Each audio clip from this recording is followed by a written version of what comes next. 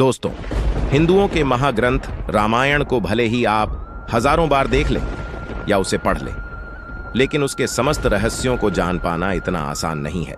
रामायण का हर एक पात्र और घटना अपने आप में कई रहस्यों को समेटे हुए हैं। उनमें से कुछ रहस्य यह भी है कि आखिर क्यों लंकाधिपति रावण ने इतने सालों तक कैद में रखने के बावजूद माता सीता को छुआ तक नहीं।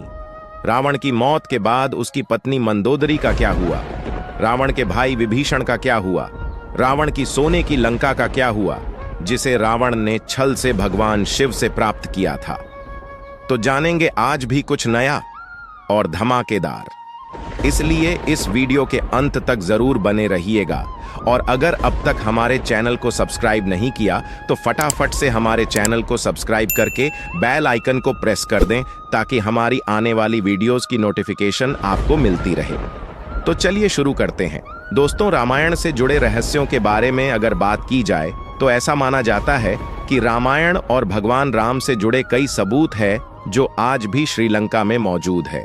यहाँ तक कि वैज्ञानिकों और पुरातत्वविदों ने यह भी दावा किया है कि श्रीलंका में आज भी रावण की लंका के अवशेष मौजूद है। इसके साथ ही यहाँ ऐसी कई गुफाएं भी हैं जो रहस्य से भरी पड़ी है। इन्हीं में से किसी एक गुफा में रावण का शव मौजूद होने के दावे भी किए जाते हैं। दोस्तों, रामायण के मुताबिक राम रावण के युद्ध में प्रभु श्री राम ने लंका नरेश रावण को हराया था और इसी युद्ध में रावण की मौत भी हो गई।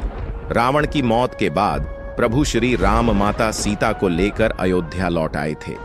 हालांकि कहा जाता है कि प्रभु राम ने अयोध्या लौटने से पहले विभीषण को लंका का राज्यपाट सौंप दिया था और साथ में उन्होंने मंदोदरी के सामने विभीषण से विवाह करने का भी प्रस्ताव रखा था।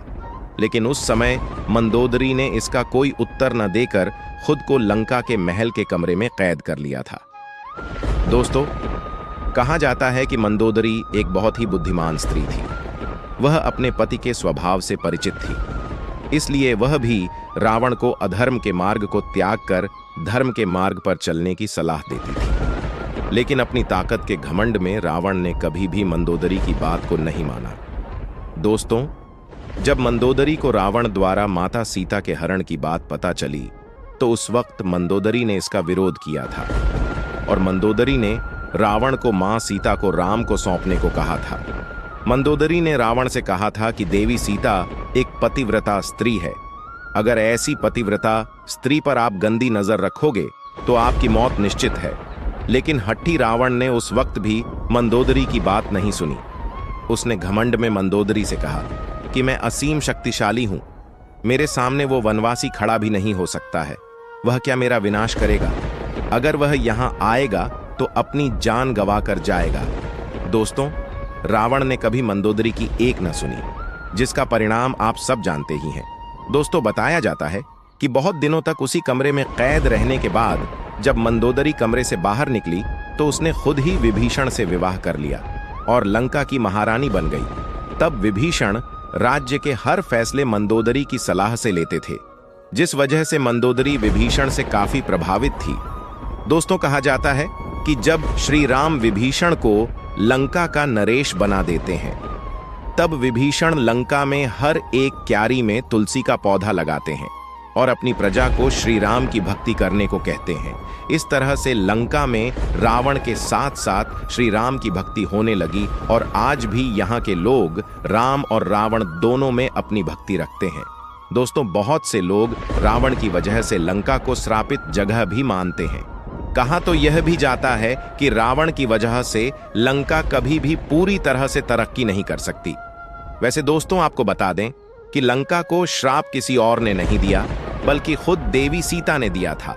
जब रावण ने माता सीता का अपहरण करके अशोक वाटिका में रखा था, उसी वक्त सीता ने प्रभु श्री राम के याद में गुस्से में आकर रावण और लंका वासियों को यह श्राप दिया था कि जिस तरह से आज सब कुछ होने के बाद भी मैं अधूरी हूं, मेरे पास मेरे प्रभु नहीं है, उसी तरह से यह लंका और लंकावासी सुख सुविधा होने के बावजूद भी हमेशा खुशी के लिए तरसेंगे। दोस्तों, माता सीता के ही श्राप का प्रभाव है कि आज के समय में श्रीलंका की हालत बद से बदतर है।